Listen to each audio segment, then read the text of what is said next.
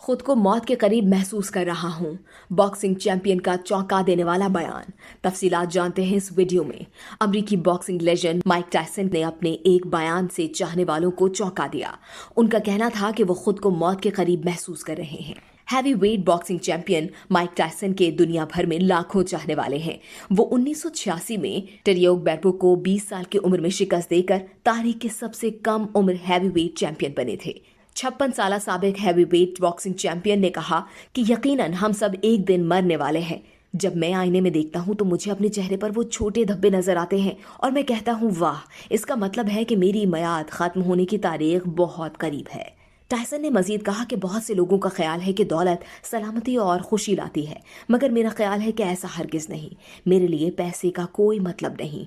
उन्होंने मजीद कहा कि मैं हमेशा लोगों से कहता हूं कि वो समझते हैं कि पैसा उन्हें खुश करेगा। मैं कहता हूं कि बहुत सा माल और दौलत भी हमें सलामत नहीं रख सकता। इस वीडियो से सिर्फ इतना ही। मजीद जानने के लिए सब्सक्राइब कीजिए डेली जंक यूट्यूब चैनल और लाइक कीजिए फेसबुक पेज।